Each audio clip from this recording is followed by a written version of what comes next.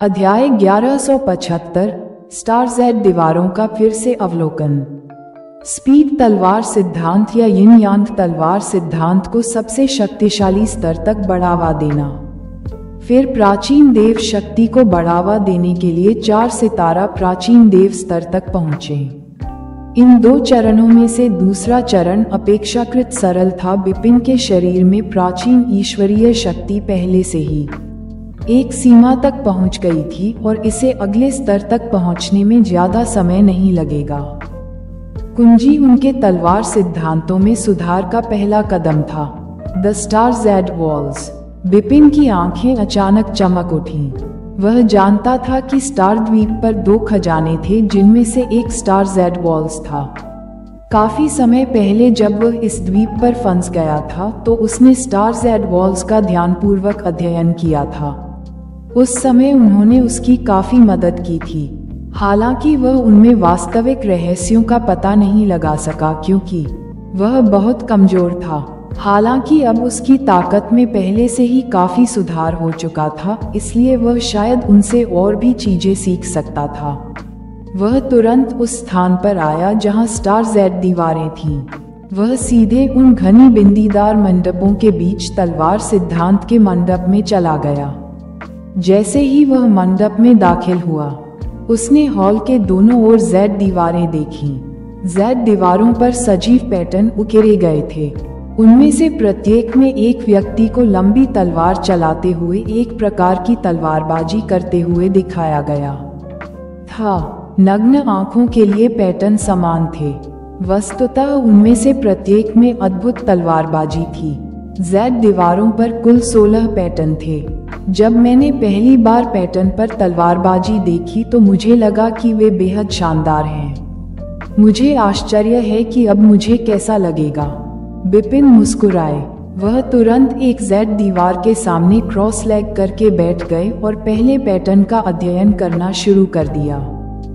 एक अधेड़ उम्र का आदमी था जिसने पुआल से बना रेन केप पहना था और पहले पैटर्न पर बांस की टोपी पहनी थी।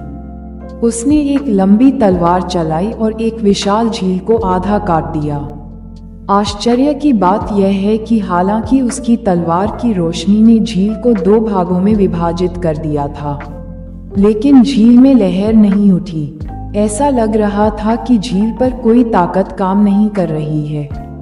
सबसे बड़ी परोपकारिता पानी की तरह है जो जटिल समस्याओं को बहुत आसान तरीके से निपटा देती है। इस शक्ति पर उनका नियंत्रण वास्तव में अविश्वसनीय है। बिपिन ने गुप्त रूप से कहा, कई साल पहले जब उन्होंने ये तस्वीर देखी थी तो उन्हें लगा था कि यह तलवारबाजी अथाह है। इसमें कोई संदेह नहीं है कि यह अभी भी गूढ़ है, फिर भी वह इससे कुछ रहस्यों का पता लगा सकते हैं। फिर उसने दूसरे पैटर्न का अवलोकन करना शुरू किया। वह जितने अधिक पैटर्न देखता, वह उतना ही अधिक चौंक जाता। आज तलवार सिद्धांतों के बारे में उसकी समझ पहले की तुलना में कहीं अधिक गहरी हो गई थी। इसलिए तलवारबाजी से जो चीजें वह समझने में सक्षम था वह बढ़ गई थी। यही कारण है कि वह इतना आश्चर्यचकित महसूस कर रहा था। इस तलवारबाजी का प्रभाव आकाश को विभाजित करने के कार्य के बराबर है। कोई भी इसे सबसे शक्तिशाली तलवार सिद्धांत में महारत हासिल करने के बाद ही कर सकता है। ये स्वप्न जैसा है और यह बताना कठिन है कि यह वास्तविक है या नहीं। ये कितना अजीब है। इसका अध्ययन करते समय बिपिन को आश्चर्य हुआ। 16 तलवारबाजी में से प्रत्येक कला इतनी अथाह थी कि वह इसमें महारत हासिल ही नहीं कर सका। भले ही उसने सबसे शक्तिशाली तलवार सिद्धांत में महारत हासिल कर ली थी, फिर भी वह इतनी भयानक तलवारबाजी प्रदर्शित करने में बिल्कुल असमर्थ था। इस बिंदु पर उसने अपनी नज़र 9वें पैटर्न पर डाली। इस पैटर्न का नायक भी एक मध्यम आयु वर्ग का व्यक्ति था जिसने स्ट्रॉ रेन केप और एक बांस की टोपी पहनी थी। वह अंधेरे शून्य के अंत में खड़ा था और उसके सामने कई काले वस्त्र पहने हुए लोग थे। उन्होंने एक अथाह आभा भेजी जो कि बिपिन थी, पता नहीं चल सका। अधेड़ उम्र के व्यक्ति ने इस समय कार्रवाई की। उसने एक ही हाथ से बहुत दूर तक अपनी तलवार चलाई। वहां कोई तलवार की रोशनी या तलवार की छाया नहीं थी, लेकिन उन काले वस्त्र पहने लोगों के सिर चुपचाप बाहर की ओर उड़ गए। पैटर्न तुरंत गायब हो गया। बिपिन की पुतलियां अचानक सिकुड़ गईं। वो तलवारबाजी, उसे तुरंत वह तलवार चाल याद आने लगी। इससे उसे एक असामान्य रूप से अजीब एहसास हुआ। मेरे लिए तलवार की रोशनी को समझना बहुत तेज है। वे काले वस्त्रधारी लोग क्यों मरे? अधेड़ उम्र का आदमी बिना हिले डुले वहीं खड़ा रहा। यह इतनी जल्दी कैसे हो सकता है? बिपिन हैरान था। ये सचमुच बहुत तेज था। यह विश्वास से परे तेज था। बिपिन ने गति तलवार सिद्धांत बनाया था और गति में कुशल थे। यदि वह अपनी तलवार को अपनी पूरी ताकत से चलाते थे तो उन्हें विश्वास था कि आम दाव मास्टर उनकी तलवार की रोशनी को पकड़ने में असमर्थ थे, लेकिन उन्हें उनके करीब जाना होगा। फिर भी उस पैटर्न में मध्यम आयु वर्ग के व्यक्ति ने दूर से काले कपड़े पहने उन लोगों की ओर अपनी तलवार लहराई। उन्होंने हजारों मील की दूरी पर अपने विरोधियों को मार गिराया, लेकिन बिपिन उनकी तलवार की रोशनी नहीं पकड़ सके। दुनिया में इतनी तेज तलवारबाजी कैसे हो सकती है? बिपिन ने भौहें सिकोड़ लीं और आश्चर्यचकित रह गए। उन्होंने 9वें पैटर्न का निरीक्षण करना जारी रखा। उन्होंने पिछले 8 पैटर्न का ध्यानपूर्वक अध्ययन किया था। हालांकि इन पैटर्न पर तलवार चलाने की कला ने उन्हें आश्चर्यचकित कर दिया था, लेकिन उन्होंने उन्हें दूसरी बार नहीं देखा था। हालांकि उन्होंने 9वें पैटर्न को दूसरी बार देखना शुरू किया था। इसके बाद भी उन्हें इसके बारे में कुछ पता नहीं चल सका, इसलिए उन्होंने इसे तीसरी बार देखा, चौथी बार और 5वीं बार। कुछ ही क्षण में उसने 9वें पैटर्न को 1 दर्जन बार देखा। तभी उन्हें इसमें कुछ खास बात पता चली। स्पेस टाइम, ये स्पेस टाइम है। बिपिन ने अचानक ऊपर देखा और अपने दिल में जोर से चिल्लाया। कई बार 9वें पैटर्न को ध्यान से देखने के बाद आखिरकार उन्हें थोड़ा अंतर नजर आया। यह अंतर स्पेस टाइम में निहित है। ऐसा प्रतीत होता है कि यह एक सामान्य तलवारबाजी है, लेकिन जब तलवार को बाहर की ओर मारा गया तो इसने पूरे अंतरिक्ष समय को प्रभावित किया। सटीक होने के लिए इसने स्पेस टाइम को तलवार को प्रभावित करने से रोक दिया। यही वह बात है जो उस तलवारबाजी को अविश्वसनीय बनाती है। बिपिन की आंखें खुली हुई थीं और उसका शरीर जोर से कांप रहा था। मैं समझता हूँ, मैं समझता हूँ। मैं अंततः समझ गया कि गति को ओवरराइड करने वाली चीज क्या है। ये स्पेस टाइम है।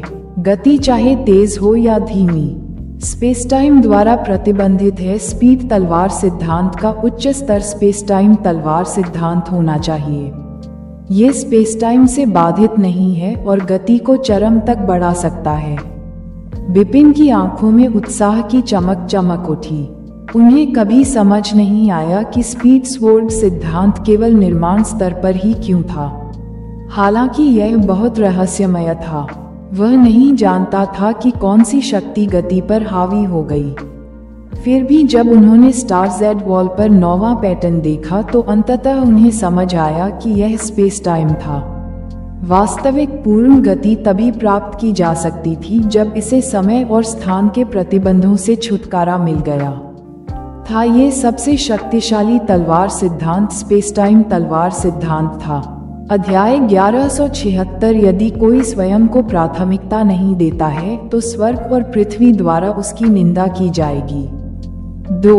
एक ही समय में क्लेशों को पार करते हुए इतने सारे रास्ते काटना दुर्लभ है। यदि यह संयोग से है तो मैं कुछ मनोरंजन करना चाहूंगा, जैसे कि इवान को 9 डेथ थंडर आपदा की स्वर्गीय सजा की सीमा में फेंकना।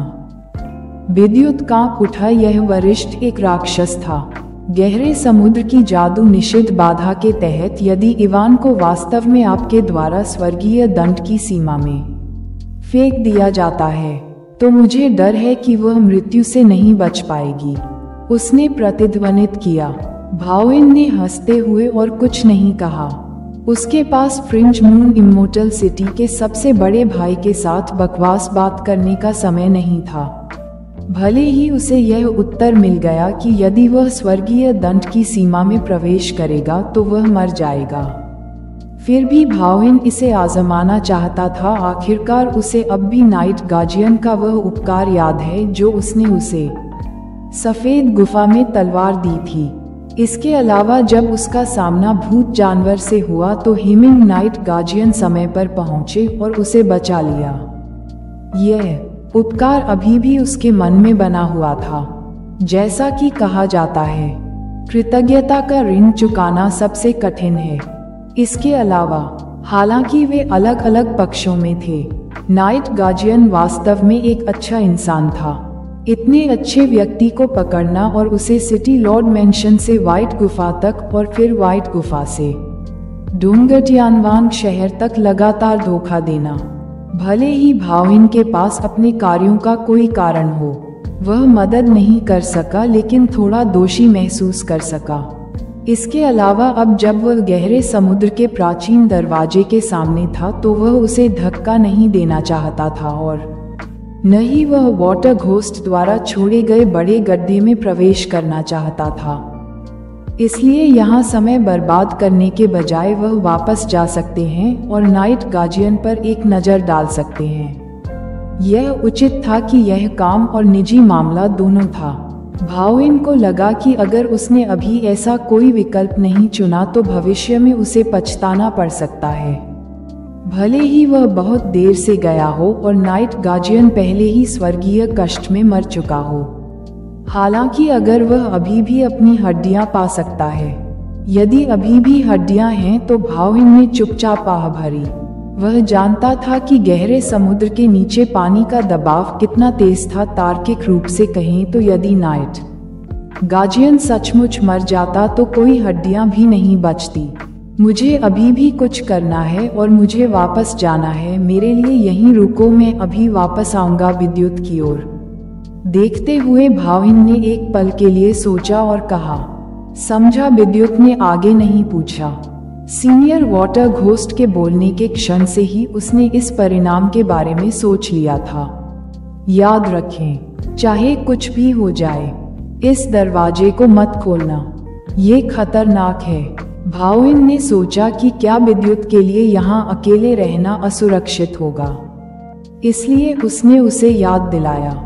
जैसे ही उन्होंने ये कहा तो उन्हें एहसास हुआ कि विद्युत द्वारा उन्हें सीनियर कहे जाने से वह थोड़ा खुश हो गए हैं। विद्युत फ्रिंज मून इमोर्टल सिटी के सबसे बड़े वरिष्ठ भाई थे और चरण के शिष्य थे।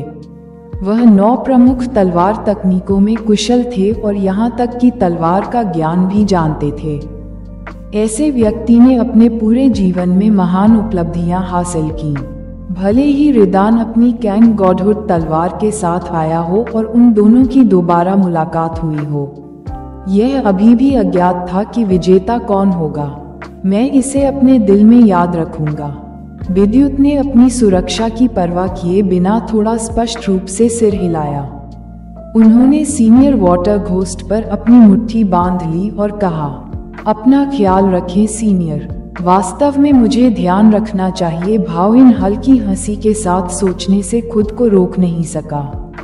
उसने क्षितिज की ओर देखने के लिए अपना सिर घुमाया और अब कोई झिझक नहीं रही। केवल एक ही विकल्प बचा था, एक आखिरी नज़र। इस बार अगर मैं मदद कर सकता हूँ तो मैं मदद करूँगा, अगर मैं मदद नहीं कर सकता तो कम से कम मैंने कोशिश की है, मुझे कोई पछतावा नहीं है।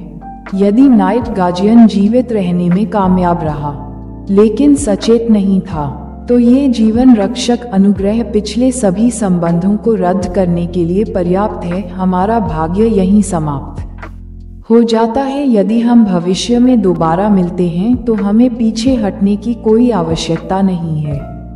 भाविन एक क्षण के लिए रुका और फिर जोश के साथ वह सीधे ऊपर उड़ गया। वह अब अनिच्छुक नहीं था। उसके दिल में केवल एक ही विचार था और यह सार्वजनिक, निजी या हित के बारे में नहीं था। उसका एकमात्र विचार यही था, नाइट गार्जियन जैसे सम्मानित व्यक्ति को गहरे समुद्र में नहीं मरना चाहिए। यही उसका अंत नहीं होना चाहिए। Boom boom boom. स्वर्गीय दंड का केंद्र, जो एक बाल्टी जितना मोटा था, 9 रंगों वाली दिव्य गड़गड़ाहट से भरा हुआ था। लक्ष्य के केंद्र में आकृति मांस और रक्त के टुकड़ों में विस्फोटित हो गई थी। हा हा हा हा। मानव आकृति के शरीर का विनाश उसकी इच्छा शक्ति को कमजोर करने के लिए पर्याप्त नहीं था। जले हुए पंखों की एक जोड़ी की सुरक्षा के तहत मानव आकृति गुस्से में आकाश में उड़ गई और गहरे समुद्र में सभी दिशाओं में दहाड़ने लगी। बकवास का टुकड़ा। मात्र 36 गड़गड़ाहट वाली आपदा मुझे कैसे मार सकती है नाइट गार्जियन? यदि आप में क्षमता है तो शेष 900 वज्र आपदाओं के साथ मेरे पास आएं। देखें क्या आप मुझे मार सकते हैं। अगर मैं नहीं मरा तो आसमान में छेद कर दूंगा। हा हा हा। कफ पफ। मांस मिश्रित रक्त का एक बड़ा कौर बाहर उगल दिया गया। नाइट गार्जियन अपनी पागल अवस्था से थोड़ा शांत हुआ और जोर से हौंफने लगा। उसकी पीठ पर कथित पवित्र पंखों का जोड़ा इस समय थोड़ा मुड़ा हुआ था और अंधेरे में उसकी रक्षा कर रहा था। उसका उदास चेहरा स्पष्ट रूप से नहीं देखा जा सका। इस समय नाइट गार्जियन के पैर पूरी तरह से टूट गए थे। स्वर्गीय क्लेश बीत जाने के बाद उनके पास केवल थोड़ी सी पुनर्प्राप्ति शक्ति बची थी। उनके पैरों की जड़ों पर 2 सार्कोमा मुश्किल से बड़े थे, यहाँ तक कि उनकी हड्डियों के पास पुनर्जीवित होने के लिए कोई आध्यात्मिक स्रोत नहीं था। उसका बायां हाथ पहले ही जा चुका था। उनका दाहिना हाथ टूट जाने के बाद उन्होंने पुनर्जीवित होने और मजबूत होने के लिए अपनी पीठ पर लगे पंखों द्वारा लाई गई शक्ति का उपयोग किया। मैं अभी भी जिंदा हूँ। नाइट गार्जियन ने अपना एकमात्र टूटा हुआ दाहिना हाथ बढ़ाया और उसके सामने मुड़े हुए जले हुए पंखों को धीरे से सहलाया। उसकी अभिव्यक्ति जटिल थी। उस पल उसे जो गंध महसूस हुई वह न केवल बिजली गिरने के बाद जले हुए मांस की गंध थी, बल्कि वह दुर्गंध भी थी जिसे वह अपने जीवन में सबसे अधिक नापसंद करता था। हाँ, ये किसी भूतिया जानवर की गंध थी। जब तक वह अपनी इच्छा शक्ति से 18वीं थंडर आपदा से बचने में कामयाब हुआ, तब तक नाइट गार्जियन पहले ही मर चुका था। हालांकि स्टारी नाइट ने जो उल्लेख नहीं किया वह घोस्ट बीस्ट की शक्ति का आखिरी हिस्सा था जिसने उसे मृत्यु से जागने और विनाश से पुनर्जन्म लेने की अनुमति दी थी। उसकी पीठ पर 2 पंख थे। इसका मतलब ये था कि नाइट गार्जियन अब खुद नहीं बल्कि एक भूत जानवर मेजबान संस्था थी। कैसी विडंबना है। नाइट गार्जियन की आंखों से खून के आंसू टपक पड़े और वह पागलों की तरह अपने आप में बड़बड़ा रहा था। मुझे उम्मीद नहीं थी कि रिदान मुझे छोड़ देगा और होली डिवाइन पैलेस मेरी ओर से आंखें मूंद लेगा। अंत में यह आप लोग ही थे जिन्होंने मेरी रक्षा की। अध्याय 1176 स्पेस टाइम। चूंकि बिपिन ने अपने स्पीड स्वॉर्ड सिद्धांत को सबसे शक्तिशाली स्तर पर अपग्रेड करने का एक तरीका ढूंढ लिया है, इसलिए निम्नलिखित ध्यान बहुत आसान होगा। उसने स्टार जेड वॉल के सामने अपनी आंखें बंद कर लीं और उस दृश्य को याद किया कि जिस आदमी ने स्ट्रॉ रेन केप पहना था। उसने अपने दिमाग में उन काले कपड़े पहने लोगों को मारने के लिए अपनी तलवार लहराई थी। सटीक कहें तो वह अथाह और बेलगाम तलवारबाजी को याद कर रहा था। वह शांत हो गया और इसे ध्यान से सीखा। स्पेस टाइम दुनिया की सबसे रहस्यमय शक्ति थी। इस प्रकार की शक्ति मनुष्यों की पहुंच से परे थी और उनके लिए इसे समझना और भी कठिन था। बिपिन एक दाव मास्टर थे जिनके पास आत्मज्ञान था। न तो उन्हें स्पेस टाइम की शक्ति को नियंत्रित करने की उम्मीद थी और न ही उन्हें उम्मीद थी कि उनकी तलवारबाजी से स्पेस टाइम के प्रतिबंधों से पूरी तरह छुटकारा मिल जाएगा। वह बस अपने तलवार सिद्धांत को उस स्तर तक उन्नत करना चाहता था जो अंतरिक्ष समय को प्रभावित कर सके। यहाँ तक कि अगर यह स्पेस टाइम की शक्ति पर थोड़ा सा भी प्रभाव डाल सकता है तो उसकी तलवारबाजी में गुणात्मक परिवर्तन आएगा।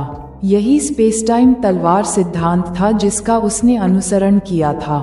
बहरहाल ये कहना जितना आसान था, करना उतना आसान नहीं था, क्योंकि यह एक अविश्वसनीय रूप से कठिन और जटिल प्रक्रिया थी। बिपिन ने खुद को पूरी तरह से स्पेस-टाइम तलवार सिद्धांत के अध्ययन में डुबो दिया। समय तेजी से बीत गया। 138वें वर्ष में बिपिन के स्टार द्वीप लौटने के बाद स्टार जेड वॉल के सामने उनका शरीर अचानक हिल गया। प्राचीन ईश्वरीय शक्ति की एक विशाल मात्रा बाहर निकली और धीरे धीरे उनकी मध्य भौहें में संघनित हो गई। अंत में चौथा चतुर्भुज सितारा वहां बना। वह 4 सितारा प्राचीन देव स्तर तक पहुंच गया। इसके तुरंत बाद उनके शरीर में जबरदस्त बदलाव होने लगे। 4 सितारा प्राचीन देव स्तर ने मानव दिव्य गुरु स्तर को टक्कर दी। यह मत भूलो कि बिपिन एक शाही भगवान थे, हालांकि वह इस स्तर तक ही पहुंचे थे। उनकी प्राचीन देव शक्ति अकेले ही असाधारण दिव्य गुरु की शक्ति से भी अधिक शक्तिशाली थी। क्षेत्र, उसकी आध्यात्मिक शक्ति और उसके रक्त नाशक प्लेट कवच की 10 गुना शक्ति के साथ मिलकर वह शक्ति के मामले में एक सामान्य ब्रह्मांड मास्टर के बराबर था।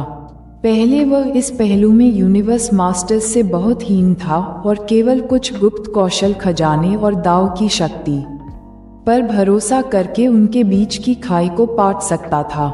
हालांकि अब उसकी शक्ति यूनिवर्स मास्टर्स की तुलना में थी। इस प्रकार उसकी समग्र शक्ति बहुत बढ़ गई थी। पलक झपकते ही वह 300 वर्षों के लिए स्टार द्वीप पर लौट आया था। उसने अपनी आंखें खोलीं और सामने शून्य की ओर देखा। उसकी आंखों में कुछ अजीब सी रोशनी टिमटिमाती हुई दिखाई दी। उसने शून्य पर प्रहार करने के लिए धीरे से अपनी एक हथेली बढ़ाई। नग्न आंखों से दिखाई देने वाली एक तलवार की छाया बाहर निकली और आसपास के अंतरिक्ष समय को प्रभावित किया। हालांकि यह अपेक्षाकृत धीमी गति से चली, लेकिन तुरंत उस शून्य में दिखाई दी। ये दृश्य देखकर अचानक बिपिन की आंखें चमक उठी। पहले मैंने स्पीड तलवार सिद्धांत में महारत हासिल की थी और इस तलवारबाजी को तेज और धीमी गति से निष्पादित किया था। इस तरह से मैं केवल एक भ्रम पैदा कर सकता था। अब मैं भ्रम को वास्तविक बनाने में सफल हो गया हूँ। बिपिन मुस्कुराए। उसने जानबूझकर अभी अभी तलवार की धीमी गति प्रदर्शित की।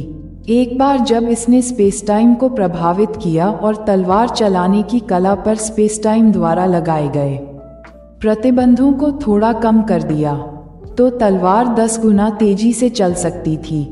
और यदि उसके द्वारा की गई तलवारबाजी मूल रूप से बहुत तेज थी, तो अंतरिक्ष समय को प्रभावित करने के बाद तलवार की गति 10 गुना से अधिक बढ़ सकती थी। स्पेस टाइम तलवार सिद्धांत यह सबसे शक्तिशाली तलवार सिद्धांत है। बिपिन ने अपने हाथ भींच लिए और उसकी आंखें उत्साह से भरी थीं। उन्होंने स्टार जेड वॉल के सामने 300 वर्षों तक ध्यान किया था और 9वें पैटर्न से सीखकर उन्होंने अंततः स्पेस टाइम तलवार सिद्धांत बनाया। जैसा कि उन्हें उम्मीद थी कि एक बार स्पेस टाइम तलवार सिद्धांत स्पेस टाइम पर थोड़ा प्रभाव डाल सकता है। ये सबसे शक्तिशाली तलवार सिद्धांत था। तब से कोलेसेंस तलवार सिद्धांत के बाद उन्होंने दूसरा सबसे शक्तिशाली तलवार सिद्धांत स्पेस टाइम तलवार सिद्धांत बनाया। स्पेस टाइम वास्तव में एक प्रकार की अविश्वसनीय शक्ति है। अपनी तलवारबाजी के साथ मिलकर मैंने सबसे शक्तिशाली स्पेस टाइम तलवार सिद्धांत बनाया है, इस शर्त पर कि मैं केवल स्पेस टाइम की शक्ति के बारे में थोड़ा सा जानता हूँ। मैं कल्पना नहीं कर सकता कि मेरे बाद स्पेस टाइम तलवार सिद्धांत कितना भयानक होगा। स्पेस टाइम के दांव में पूरी तरह से महारत हासिल करने के बाद बिपिन प्रशंसा में हौंफने लगे। वह युवक नहीं था जो पहले कुछ नहीं जानता था। उसका क्षितिज व्यापक हो गया था और वह जानता था कि यह संसार कितना विशाल है। वह बहुत स्पष्ट थे कि यद्यपि उन्होंने अब स्पेस टाइम तलवार सिद्धांत को समझ लिया है, लेकिन संपूर्ण स्पेस टाइम दाव की तुलना में ये कुछ भी गंभीर नहीं है। सहसंयोजन तलवार सिद्धांत स्पेस टाइम तलवार सिद्धांत केवल एक ही बचा है, यिन यांग तलवार सिद्धांत। बिपिन उम्मीदों से भरा था। उन्होंने सबसे शक्तिशाली स्तर के 2 तलवार सिद्धांतों और निर्माण स्तर पर एक तलवार सिद्धांत में महारत हासिल कर ली थी। यदि दूसरों ने उन्हें हासिल कर लिया होता तो वे तलवार सिद्धांतों को एक साथ एकीकृत करने का प्रयास करना शुरू कर देते और दिव्य गुरु बनने के लिए अमर धर्म शरीर प्राप्त कर लेते। फिर भी वह जल्दी में नहीं था। वह बहुत महत्वाकांक्षी व्यक्ति थे। संभावना ये थी कि उसके 3 तलवार सिद्धांत सबसे शक्तिशाली बन सकते थे। वह उन सभी को सबसे शक्तिशाली स्तर तक ऊपर उठाने के बाद उन्हें एकीकृत करना चाहता था। फिर वह ग्रीन फायर वर्ल्ड में अभूतपूर्व अमर धर्म शरीर प्राप्त कर सकता था। दूसरों की नज़र में ये बिल्कुल एक बेतुकी इच्छा और ऐसी चीज थी जो पूरी नहीं हो सकती थी, लेकिन बिपिन ने ऐसा नहीं सोचा था। वह एक उल्टे कल्टीवेटर थे जिनके पास अनंत संभावनाएं थीं। उसकी सबसे मजबूत तलवार आत्मा एक बार जागृत हो गई थी। इसका मतलब था कि उसके पास तलवार सिद्धांतों पर बड़ी क्षमता थी। उसके पास इसके लिए संघर्ष करने का हर कारण था। भले ही वह अंत में असफल हो गया, लेकिन उसने कुछ समय से अधिक कुछ भी बर्बाद नहीं किया। लेकिन एक बार जब वह सफल हो गया तो 3 सबसे मजबूत तलवार सिद्धांतों को एकीकृत करने के बाद उसने जो अमर धर्म शरीर प्राप्त किया वह कितना शक्तिशाली होगा। सनराइज तलवार सम्राट, जिसके पास ग्रीन फायर पैलेस का नेता बनने की क्षमता थी, उसने 2 सबसे मजबूत तलवार सिद्धांतों को एकीकृत किया था, जिसने उसे एक दिव्य मास्टर को एक यूनिवर्स मास्टर से सीधे लड़ने और एक सामान्य यूनिवर्स मास्टर से अधिक शक्तिशाली बनने में सक्षम बनाया था। हालांकि वह केवल एक साधारण कृषक था, उल्टा कृषक नहीं। इसलिए एक बार जब बिपिन ने 3 सबसे मजबूत तलवार सिद्धांतों को एकीकृत कर लिया तो उसकी ताकत दुनिया को चौंका देगी। फिर भी क्या वह ऐसा करने में सक्षम था, यह अभी भी अज्ञात है। उन्होंने दूसरा सबसे मजबूत तलवार सिद्धांत बनाया था और उनकी प्राचीन ईश्वर शक्ति को भी 4 सितारा प्राचीन ईश्वर स्तर पर अपग्रेड किया गया था। इसके अलावा उनकी समग्र शक्ति आसमान छू गई थी। जाहिर तौर पर उन्होंने वर्तमान में अंतिम परीक्षा पास करने की योजना बनाई थी। लॉर्ड स्पिरिट साउंड के माध्यम से उनकी योजना की खबर जल्द ही पूरे स्टार आइलैंड में फैल गई। दाओ मास्टर कपिल, दाओ मास्टर थाउजेंड वाटर और उनके कई दोस्त कई योद्धाओं के साथ काले टॉवर के सामने पहुंचे। ब्लड माउंटेन में अभी भी एक बड़ा अंतर था जिसे पाटने के लिए आप इंतजार कर रहे थे। पिछली बार जब आपने अंतिम परीक्षा पास करने का प्रयास किया था, लेकिन आप यहाँ केवल 300 वर्षों के बाद फिर से आए हैं। क्या आपके पास सफल होने का आत्मविश्वास है? दाओ मास्टर थाउजेंड वाटर ने भौहें चढ़ा लीं और उनसे पूछा। अध्याय 1177 प्रगति। स्टार द्वीप के कई योद्धाओं ने बिपिन की ओर देखा। उनके लिए 300 साल एक छोटी अवधि थी, इसलिए उन्होंने नहीं सोचा था कि बिपिन अंतिम परीक्षा पास कर पाएंगे। बिपिन ने मुस्कुराते हुए कहा, मुझे पूरा यकीन नहीं है कि मैं इसे पास कर पाऊंगा। ये केवल इसलिए है क्योंकि मैंने पिछले 300 वर्षों में कुछ सफलताएं हासिल की हैं और मैं इसे एक मौका देने के लिए यहाँ आया हूँ। मुझे उम्मीद नहीं थी कि लॉर्ड स्पिरिट साउंड आपको इसके बारे में बताएगा। इससे मामला स्पष्ट हो गया। दाओ मास्टर थाउजेंड वाटर ने कहा कि आपने सही चुनाव किया है। कम से कम आप जान सकते हैं कि आप अंतिम परीक्षा पास करने के कितने करीब हैं। खैर सब लोग, मैं विदा लेता हूँ। बिपिन मुस्कुराया और यहाँ सभी लोगों की आंखों के सामने एक बार फिर काले टॉवर में कदम रखा। वे सभी काले टॉवर के बाहर इंतजार कर रहे थे और एक दूसरे से इस मामले पर चर्चा कर रहे थे। पिछली बार जब वह ब्लैक टावर में दाखिल हुआ था तो ब्लड माउंटेन बहुत तेजी से बाहर आया था। जाहिर है कि अगर वह परीक्षा पास करना चाहता है तो उसे अभी भी एक लंबा रास्ता तय करना है। भले ही उसने पिछले 300 वर्षों में कुछ सफलताएं हासिल की हों, लेकिन वह शायद ऐसा नहीं कर पाएगा। इसे बनाने में सक्षम। हाँ, उसके लिए ऐसा करना अवास्तविक है, लेकिन उसे इस बार ब्लैक टावर में थोड़ी देर और रुकने में सक्षम होना चाहिए। हाँ, ये बहुत अच्छी प्रगति होगी। वह जितना अधिक समय तक वहाँ रहेगा, वह परीक्षा उत्तीर्ण करने के उतना ही करीब होगा। उनकी चर्चाओं के बीच धीरे धीरे समय बीतता गया। 10 सांसें, 20 सांसें, 30 सांसें, आधा पौन घंटा बीत गया। हालांकि बिपिन फिर भी काले टावर से बाहर नहीं निकले। इससे उपस्थित सभी लोग उत्साहित हो गए। बिपिन आखिरी बार 2 सांसों के बाद काली मीनार से बाहर आया।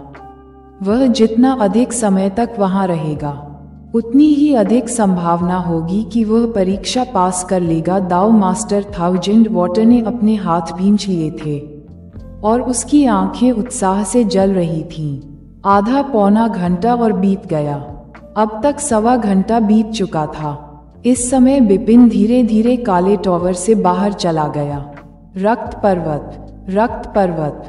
काले टावर के बाहर इंतजार कर रहे लोग तुरंत आशा भरी नजरों से आगे बढ़े।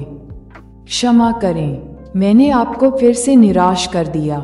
बिपिन ने एक कड़वी मुस्कान बिखेरी। फिर से असफल हो गए। उपस्थित सभी लोगों को इसका दुख हुआ, लेकिन वे उतने निराश नहीं थे जितने पिछली बार थे। आखिरकार उन्होंने बिपिन की प्रगति देखी, एक महत्वपूर्ण प्रगति। Blood mountain. पिछली बार जब आप ब्लैक टावर में दाखिल हुए थे तो आप 2 सांसों के बाद बाहर आ गए थे, लेकिन इस बार आप इतने लंबे समय तक टावर में रहे। क्या आपने दाव मास्टर 1000 वाटर द्वारा पूछे गए टेस्ट को लगभग पास कर लिया था? बाकी सभी ने बिपिन की ओर जलती आंखों से देखा। मैं आपको सच बताऊंगा दोस्तों, बिपिन ने चारों ओर देखा। अंतिम परीक्षा मुझे एक दुर्जेय कठपुतली सेनानी को हराने की मांग करती है। पिछली बार जब मैंने उससे लड़ाई की थी तो मैं उसके 2 वार नहीं झेल सका। इस बार मेरी ताकत आसमान छू गई और मैं उससे मुकाबला करने में सक्षम हो गया। पर लेकिन मैं अभी भी नुकसान में था। जो बात मायने रखती है वह ये है कि मुझे उससे लड़ने के बजाय उसे हराना है, इसलिए मेरे सामने अभी भी एक निश्चित अंतर है। बिपिन सच कह रहा था। उसने काले टावर में एक विशालकाय कुल्हाड़ी का इस्तेमाल करने वाले कठपुतली सेनानी से आमने सामने लड़ाई की थी। क्योंकि उसकी ताकत आसमान छू रही थी, इसलिए विशाल कुल्हाड़ी अब उस पर कोई दबाव नहीं डाल सकती थी। अपनी तलवारबाजी के साथ वह उस कठपुतली सेनानी से आमने सामने लड़ने में सक्षम था, लेकिन वह दलित व्यक्ति था।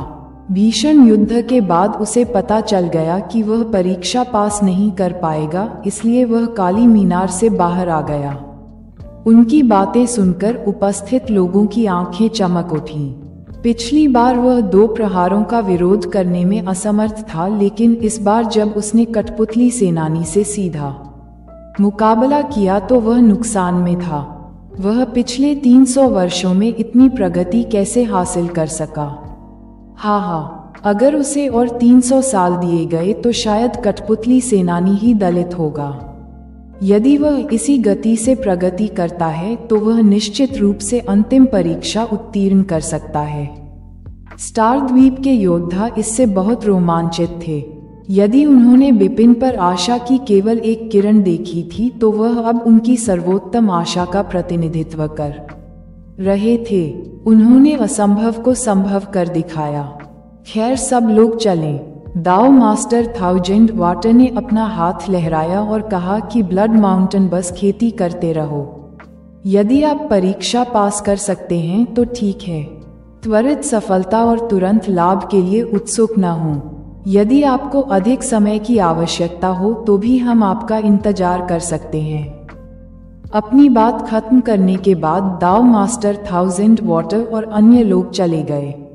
बिपिन काले टावर के बाहर खड़ा था और उसके चेहरे पर एक अजीब भाव था, जैसा कि मुझे उम्मीद थी कि दूसरा सबसे शक्तिशाली तलवार सिद्धांत बनाने और मेरी प्राचीन ईश्वरीय शक्ति 4 सितारा स्तर तक पहुंचने के बाद मेरी समग्र शक्ति चरम स्तर पर एक यूनिवर्स मास्टर के बराबर है।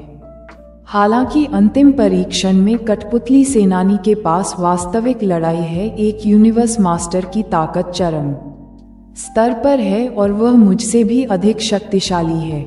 भीषण युद्ध में मैं घाटे में था, उसे हराना तो दूर। बिपिन ने अपनी आंखें सिकोड़ लीं। उन्होंने पिछले 300 वर्षों में अपनी ताकत में सुधार करने की पूरी कोशिश की थी, लेकिन परीक्षा पास करने से पहले अभी भी एक बड़ा अंतर था। और फिर यदि वह अपनी शक्ति को बहुत अधिक बढ़ाना चाहे तो यह अत्यंत कठिन होगा। मुझे वर्तमान में यिन यांग तलवार सिद्धांत में सुधार करने का कोई तरीका नहीं मिल रहा है। मैंने स्टार्स एट वॉल में 16 तलवार कौशल का ध्यानपूर्वक अध्ययन किया है, लेकिन इसके समान कोई तलवार कौशल नहीं मिला। मुझे नहीं पता कि मुझे इससे पहले कितनी देर तक इंतजार करना होगा। इसे अपग्रेड कर सकते हैं। जहां तक गुप्त कौशलों की बात है, मैं उन्हें भी बढ़ावा नहीं दे सकता। यदि ऐसी कोई चीज है जिसमें अभी भी अल्पावधि में सुधार की गुंजाइश है तो वह तलवारबाजी ही है। बिपिन की आंखों से हल्की सी रोशनी निकली। तलवारबाजी। उनकी वर्तमान तलवारबाजी शानदार और शक्तिशाली थी। उदाहरण के लिए Heaven's Band, the Bladed Surge और द डेथ शैडो। हालांकि अपने तलवार सिद्धांतों के सुधार के साथ वह अधिक शक्तिशाली तलवार बनाने के योग्य हो गए। इसके अलावा हालांकि उनके द्वारा बनाई गई 3 तलवार चालें अद्वितीय थीं। उनका केवल एक ही कार्य था, हमला। यदि वह एक अधिक शक्तिशाली अद्वितीय तलवार चाल बना सके और अपनी तलवार चलाने की कला में सुधार कर सके तो उसकी समग्र शक्ति में काफी सुधार होगा। तलवार सिद्धांत और तलवारबाजी एक दूसरे से गहराई से जुड़े हुए हैं। चूंकि मेरे तलवार सिद्धांतों ने सफलता हासिल की है, इसलिए मुझे और अधिक शक्तिशाली तलवारबाजी डिजाइन करने का एक तरीका खोजना होगा। बिपिन ने अपने हाथ भींच लिए और उसके दिमाग में एक योजना आई। वह तुरंत लॉर्ड स्पिरिट साउंड को खोजने गया। प्रभु आत्मा ध्वनि, कुछ ऐसा है जिसके लिए मुझे आपकी सहायता की आवश्यकता है। अध्याय 1178। सफेद वस्त्रधारी जयदीप। लॉर्ड स्पिरिट साउंड ने पूछा कि यह क्या है। बिपिन ने पूछा, क्या मैं तारकीय कोहरे सागर के बाहर के लोगों के साथ संवाद करना चाहता हूँ। तारकीय कोहरा सागर बाहरी दुनिया से अलग थलग था। सामान्य परिस्थितियों में बाहरी दुनिया से संपर्क करना असंभव था। आप स्टार ब्लड लाइन के शिष्य हैं, इसलिए आप स्टेलर फॉग सी में बिना किसी प्रतिबंध के प्रवेश करने और बाहर निकलने के लिए स्वतंत्र हैं। स्वाभाविक रूप से आप बाहरी लोगों को संदेश भेज सकते हैं। लॉर्ड स्पिरिट साउंड ने उत्तर दिया, वास्तव में ये बहुत आसान है। बिपिन मुस्कुराए और फिर एक टोकन 5 पैलेस मास्टर्स निकाला। उन्होंने सीधे ग्रीन फायर पैलेस के 5 पैलेस मास्टर्स को एक संदेश भेजा। बिपिन, क्या गलत है? वर्ल्ड टेम्पल मास्टर ने वापस संदेश भेजा। मैंने अभी अभी तलवार सिद्धांतों में सफलता हासिल की है और मुझे अपनी तलवारबाजी कौशल को बेहतर बनाने के लिए तलवारबाजी के बारे में कुछ मैनुअल की आवश्यकता है। बिपिन ने उत्तर दिया, तलवारबाजी के बारे में मैनुअल?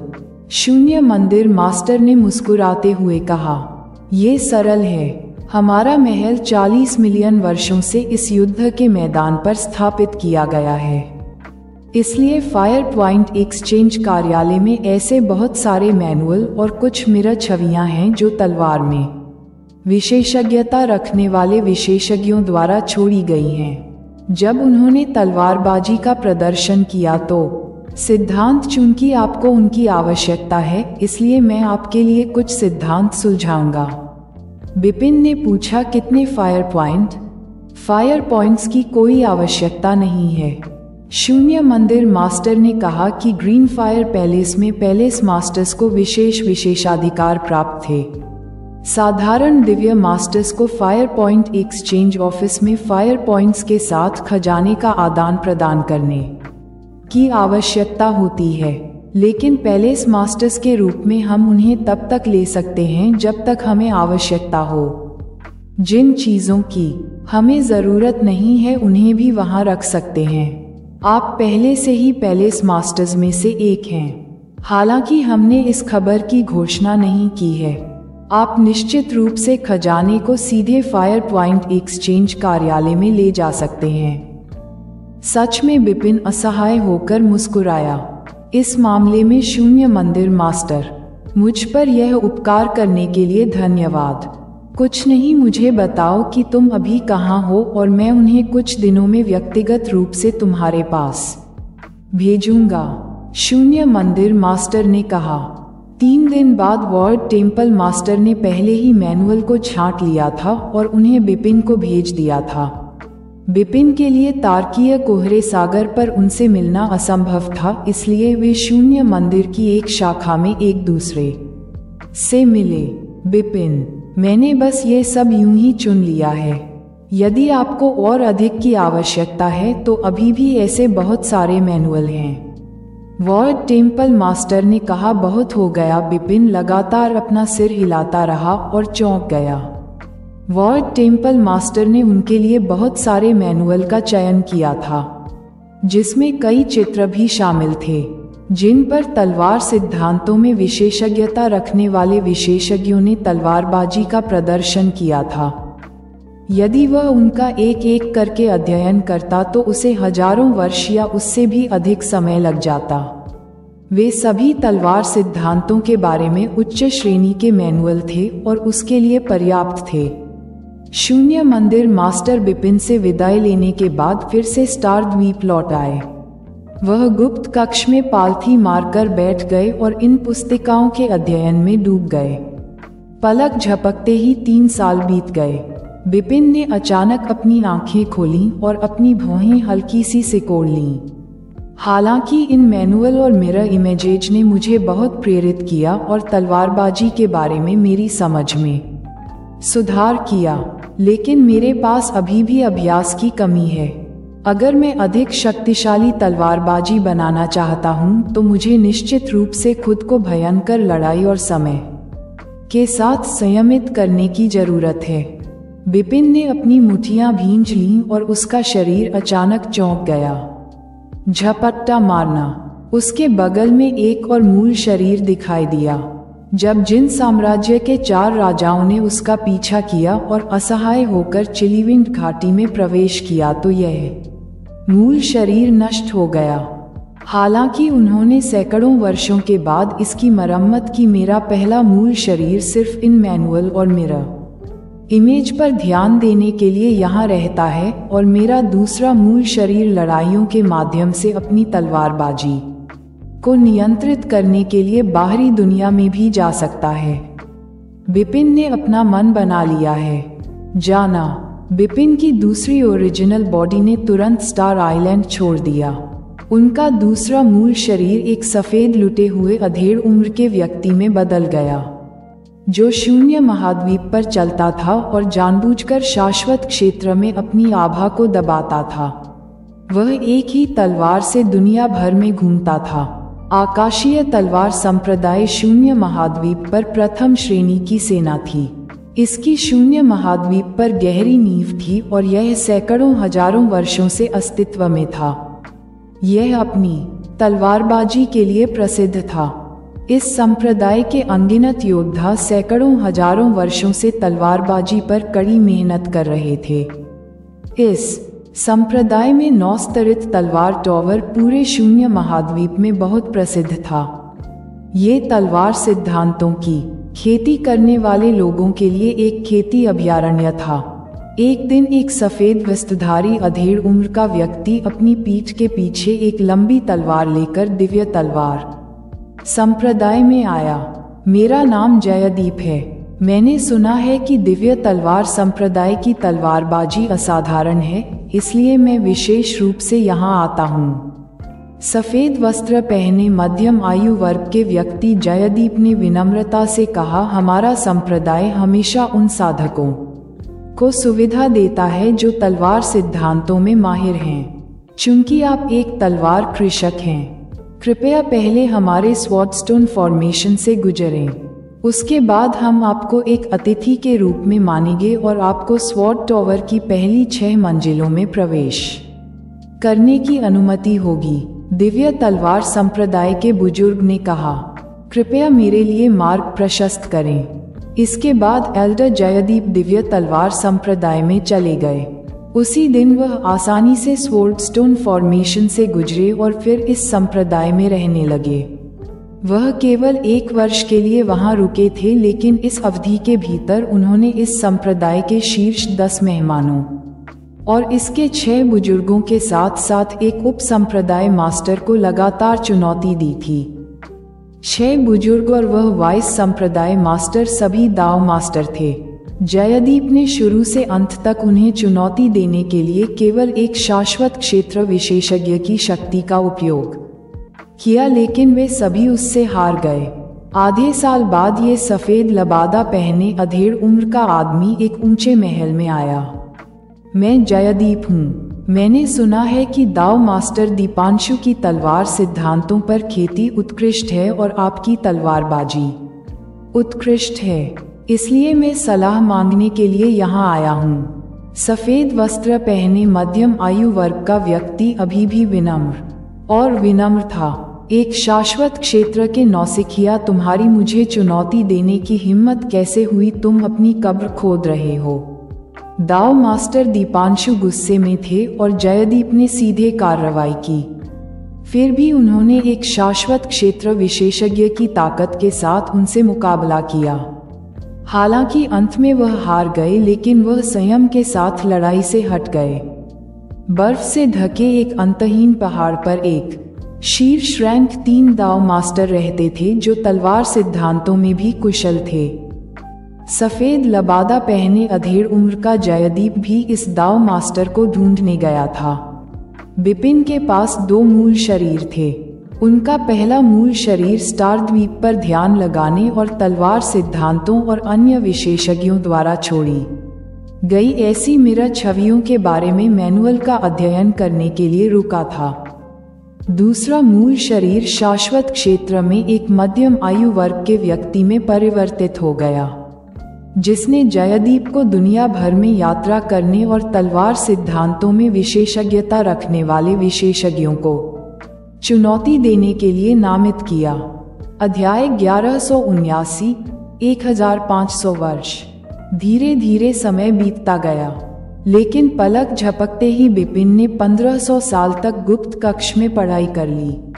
अपने दूसरे मूल शरीर से रूपांतरित सफेद वस्त्रधारी अधेड़ उम्र के व्यक्ति ने भी 1500 वर्षों तक बाहरी दुनिया में अकेले यात्रा की थी। स्टार द्वीप पर उनके रहने के दिनों को मिलाकर कुल 1800 वर्ष हो गए। ग्रीन फायर वर्ल्ड के विशेषज्ञों के लिए यह कोई बड़ी बात नहीं थी, लेकिन बिपिन के लिए यह काफी लंबा समय था। यह उनके जन्म के बाद से अनुभव की गई सबसे लंबी एकांत साधना थी। उनका एक और मूल शरीर अंततः स्टार आइलैंड लौट आया। एक ऊंचे मंडप के शीर्ष पर बिपिन के 2 मूल शरीर कंधे से कंधा मिलाकर खड़े थे। तलवारबाजी पर 1500 वर्षों के ध्यान और अनुभव के बाद मेरे 2 मूल निकायों ने तलवारबाजी में बहुत प्रगति की है, लेकिन उन्होंने जो सीखा है उसे पचाने के लिए कुछ समय की आवश्यकता है। बिपिन मुस्कुराए और तुरंत अपने 2 मूल निकायों को एक में एकीकृत कर दिया। वह मंडप के शीर्ष पर एक अत्यंत विशिष्ट स्थान क्रॉस लेग्ड बैठ गया और अपनी आंखें बंद कर लीं। उसके मुंह के कोनों पर गहरी मुस्कान थी। यह असामान्य रूप से आकर्षक लग रही थी। देखो, क्या वह ब्लड माउंटेन नहीं है? यह वह है। वह वहाँ क्या कर रहा है? ऐसा लगता है कि वह खेती कर रहे हैं। क्या आपने उसके चेहरे पर मुस्कुराहट देखी है? इससे मुझे इतना अजीब क्यों लगा? मंडप के पास से गुजरने वाले योद्धाओं ने बिपिन को देखा, लेकिन उन्होंने उसे परेशान नहीं किया। वे सब बता सकते थे कि बिपिन की स्थिति अद्भुत थी। स्टार आइलैंड पर कहीं लॉर्ड स्पिरिट साउंड और एक दुबले पतले बुजुर्ग आमने सामने बैठे थे, जिसे गौरव ने बदल दिया था। बिपिन के स्टार द्वीप पर पैर रखने के बाद गौरव बिपिन के शरीर से बाहर आ गए और इस अवधि के दौरान वह अपने प्राचीन देव शरीर में नहीं गए। इस समय उनकी नज़र इमारतों में घुस गई और उन्होंने स्पष्ट रूप से देखा कि बिपिन कहाँ था। उस लड़के का कायापलट हो रहा है। गौरव की पुतलियां सिकुड़ गईं। हाँ, ये तलवारबाजी या मानसिक दृष्टिकोण पर कायापलट है। ऐसा लगता है कि वर्षों की एकांत साधना से उन्हें अत्यधिक लाभ हुआ है। लॉर्ड स्पिरिट साउंड ने कहा, इस तरह वह निश्चित रूप से अपनी कायापलट पूरी करने के बाद फिर से अंतिम परीक्षा से गुजरने की कोशिश करेगा और इस बार उसके सफल होने की संभावना उच्च स्पिरिट साउंड होनी चाहिए। मुझे आपको पहले से बधाई देनी चाहिए। आखिरकार कोई है जो अंतिम परीक्षा पास कर सकता है। इतने वर्षों तक प्रतीक्षा करने के बाद गौरव ने प्रभु आत्मा ध्वनि को देखा। मैं इस द्वीप पर इतने वर्षों से रह रहा हूँ और मैं अब यहाँ रहते हुए थक गया हूँ। यदि बिपिन वास्तव में अंतिम परीक्षा उत्तीर्ण कर सकता है और तारकीय कोहरे सागर को नियंत्रित कर सकता है तो मैं मुक्त हो जाऊंगा। भगवान आत्मा ध्वनि मुस्कुराए। जाहिर तौर पर उन्हें उम्मीद थी कि बिपिन उत्तीर्ण हो सकते हैं अंतिम परीक्षण। वह तुम्हें निराश नहीं करेगा, गौरव ने मुस्कुराते हुए उत्तर दिया। वह इतने लंबे समय से बिपिन के साथ था और उसे उसके बारे में अच्छी समझ थी। वह जानता था कि उसकी क्षमता कितनी महान है। आधे महीने तक बिपिन अकेले मंडप के शीर्ष पर बैठे रहे। आधे महीने बाद उसने आंखें खोलीं और खड़ा हो गया। मेरे दो मूल निकायों ने 1500 वर्षों तक खेती की है और मेरी तलवारबाजी में बहुत सुधार हुआ है। भले ही मैं एकांत साधना जारी रखूं, प्रभाव इतना नाटकीय नहीं हो सकता है। यह आवश्यक नहीं है। मैं स्टार आइलैंड के अंतिम परीक्षण का प्रयास कर सकता हूं। वह तुरंत काली मीनार की ओर चला गया। लॉर्ड स्पिरिट साउंड द्वारा फिर से ये खबर पूरे स्टार द्वीप में फैल गई कि वह अंतिम परीक्षा से गुजरने के लिए तैयार है। स्टार आइलैंड पर हर कोई बेहद उत्साहित था। उन्होंने 1500 साल पहले बिपिन की भयानक प्रगति देखी थी और अब उनका मानना है कि उसने और भी अधिक प्रगति हासिल की होगी। काली मीनार में विशाल अंधेरे शून्य में एक हट्टा कट्टा आदमी अपनी पीठ पर एक विशालकाय कुल्हाड़ी लादे बिपिन के सामने खड़ा था। तुम फिर यहाँ हो? हटे कट्टे आदमी ने बिपिन की ओर देखा। पहले 2 बार मैं तुमसे हार गया था, लेकिन इस बार मैं तुम्हें हराऊंगा, बिपिन ने उदासीनता से कहा।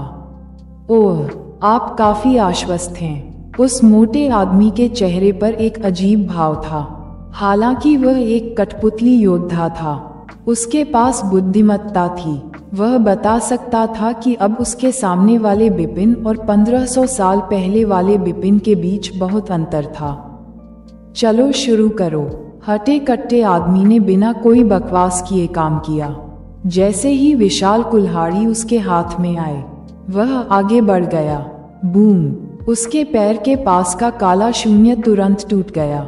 एक शंख की तरह वह तुरंत बिपिन के सामने प्रकट हो गया। बेत की मार! भारी मात्रा में शक्ति लेकर एक विशाल और आकर्षक एक्स शैडो बाहर की ओर उड़ गया। इसकी तेज गति के अलावा इसकी शक्ति भी सामान्य यूनिवर्स मास्टर्स को कांपने के लिए पर्याप्त थी। पिछली 2 लड़ाइयों में मुझे ताकत के कारण नुकसान उठाना पड़ा था, लेकिन इस बार बिपिन की आंखों में तेज रोशनी चमक उठी।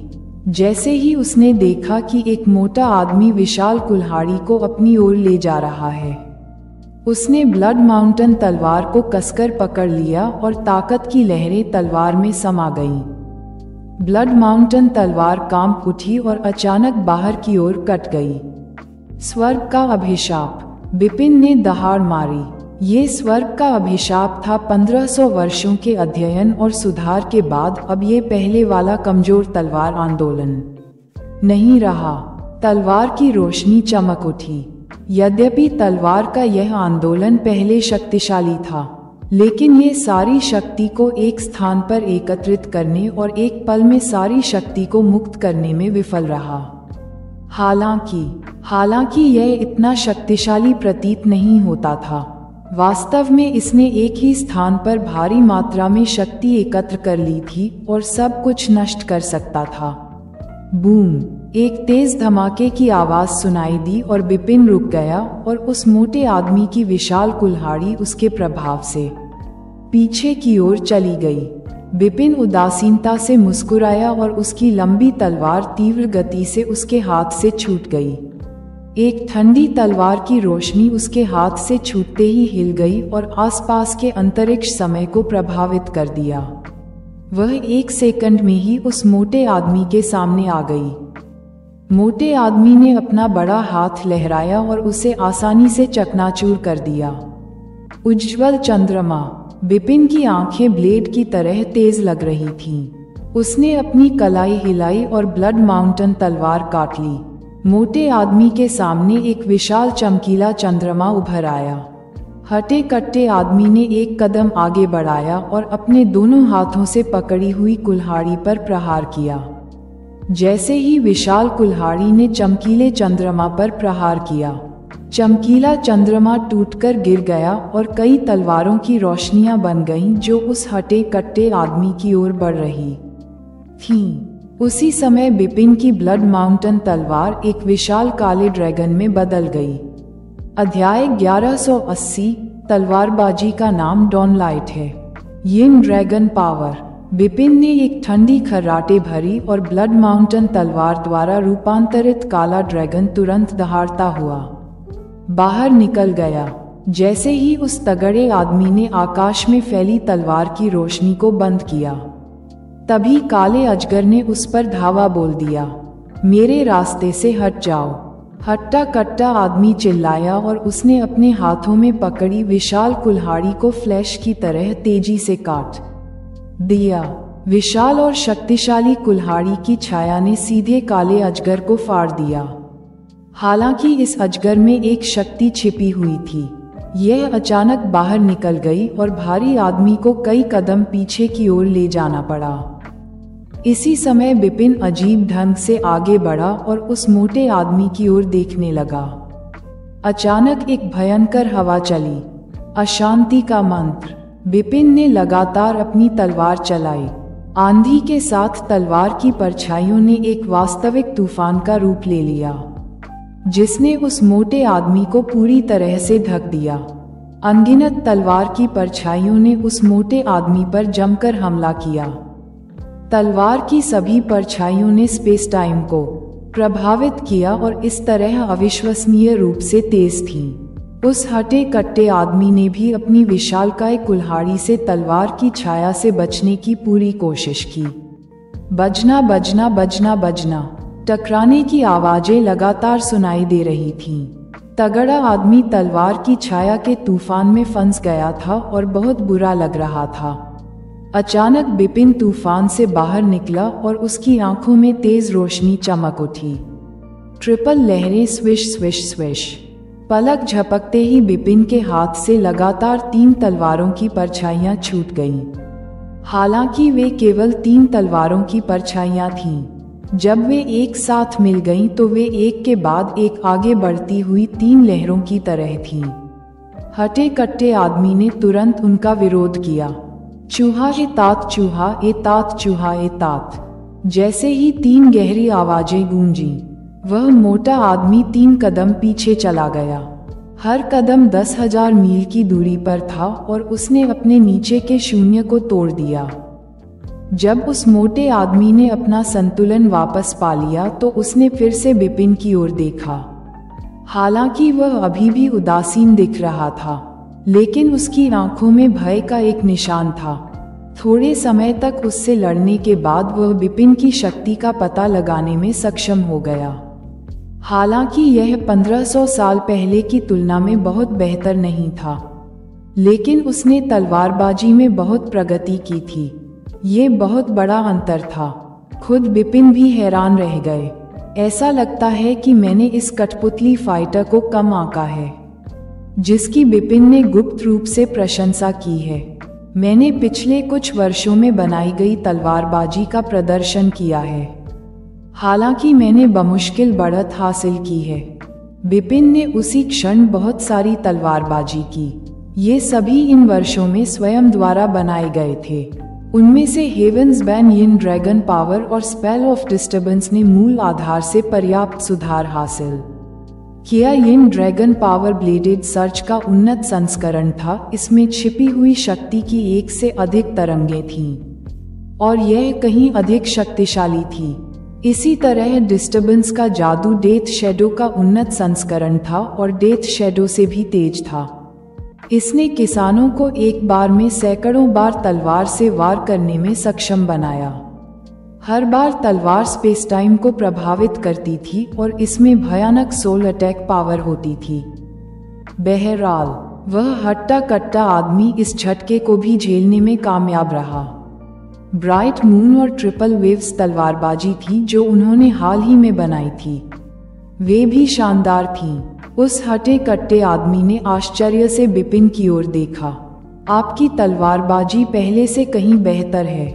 ऐसी तलवारबाजी से आप मेरे साथ भीषण युद्ध में पूरी तरह से हावी हो सकते हैं और मुझे दबा भी सकते हैं। लेकिन अगर आप मुझे हराना चाहते हैं तो ये पर्याप्त नहीं है, भारी आदमी ने धीमी आवाज में कहा। बिपिन ने भौहें ऊपर उठाईं। यदि वह अंतिम परीक्षा पास करना चाहता था तो उसे उस मोटे आदमी को हराना था। यद्यपि दमन और पराजय एक समान प्रकृति के प्रतीत होते थे, फिर भी वास्तव में उनके बीच एक बड़ा अंतर था। यदि बिपिन इतना ही कर पाता तो भी वह इस बार अंतिम परीक्षा में सफल नहीं हो पाता। मैं पहले भी कह चुका हूं कि इस बार मैं तुम्हें जरूर हराऊंगा। मैं अपना वचन कभी नहीं तोड़ूंगा, बिपिन ने मुस्कुराते हुए कहा। तो आपके पास और क्या साधन है? हटे कट्टे आदमी ने बिपिन को घूर कर देखा। बिपिन मुस्कुराए और इस बात से इनकार नहीं किया कि उन्होंने गुप्त रूप से सोचा था कि मेरे 2 मूल निकाय पिछले 1500 वर्षों में काम साझा करते थे और एक दूसरे के साथ सहयोग करते थे। उन्होंने अपनी सारी ऊर्जा तलवारबाजी के अध्ययन में लगा दी। इसके अलावा मेरे पास तलवार सिद्धांतों और इसके साथ एक अद्भुत उपहार है। इतने सारे मैनुअल और मिरर इमेज की सहायता से मैंने निश्चित रूप से काफी प्रगति हासिल की है। सबसे महत्वपूर्ण बात यह है कि मैंने उनका अध्ययन करने में काफी लंबा समय बिताया है। गुप्त कक्ष में इतने लंबे समय तक साधना करने का यह उनका पहला अवसर था। उनके लिए यह अवधि अपने बल पर नाटकीय परिवर्तन लाने के लिए पर्याप्त थी। हालांकि उन्होंने इसे केवल तलवारबाजी का अध्ययन करने के लिए खर्च किया, तो तलवारबाजी में उन्होंने जो प्रगति हासिल की वह कितनी महान होगी। और निस्संदेह यह वह सब कभी नहीं होगा जो वह कर सकता है। इन वर्षों में मेरी सबसे बड़ी उपलब्धि यह है कि मैंने संयोगवश तलवार आंदोलन खड़ा कर दिया है। चूंकि मैंने इसे भोर में बनाया था, इसलिए मैंने इसका नाम डॉन लाइट रखा, बिपिन ने धीरे से कहा। भोर की रोशनी उस मोटे आदमी ने अपनी भौहें सिकोड़ ली। हालांकि बिपिन ने अभी तक अभिनय नहीं किया था, लेकिन उसे पहले ही स्पष्ट रूप से महसूस हो गया था कि तलवारबाजी कितनी असाधारण थी। इसके तुरंत बाद बिपिन ने कार्रवाई की। उन्होंने ब्लड माउंटेन तलवार को एक हाथ से उठाया और काफी कैजुअल दिखे। ठीक उसी समय सारा संसार घोर अंधकार में फंस गया। वहां असली रात की तरह थोड़ी सी भी रोशनी नहीं थी। इसके अलावा कोई आवाज भी नहीं सुनाई दे रही थी। यहाँ तक कि सांस लेने की आवाज भी नहीं आ रही थी। वहां भयानक सन्नाटा पसरा हुआ था। बिपिन ने लॉन्गस्वॉर्ड को अपने दाहिने हाथ से पकड़ रखा था और उसके चेहरे पर कोई भाव नहीं था। उसने अगले ही पल लॉन्गस्वॉर्ड को बाहर की ओर मारा। तुरंत ही चमकदार रोशनी की एक चमक दिखाई दी। यह आकाश के ऊपर ऐसे चमक रहा था जैसे कि यह भोर में प्रकाश की पहली किरण हो। यह अनंत आशा का प्रतीक था। जब उस मोटे आदमी ने प्रकाश की यह किरण देखी तो उसकी पुतलियां सिकुड़ गईं। वूश चुपचाप डॉन लाइट उसके सामने आ गई। उसकी अभिव्यक्ति नाटकीय रूप से बदल गई और उसकी शक्ति पागलपन की हद तक बढ़ गई। एक फ्लैश की तरह उसने अपनी विशाल कुल्हाड़ी को बाहर की ओर लहराया। उन्होंने अपना सर्वश्रेष्ठ प्रदर्शन किया था। हालांकि क्लैंग धातु के टकराने की आवाज आई। टक्कर के कारण उसके हाथ की विशाल कुल्हाड़ी पीछे की ओर उड़ गई और डॉनलाइट ने उस पर बिना किसी बाधा के वार किया। सौभाग्य से वह एक कठपुतली लड़ाकू था। अगर वह एक सामान्य मानव विशेषज्ञ होता, भले ही वह एक यूनिवर्स मास्टर होता, तो उसका शरीर गिर जाता।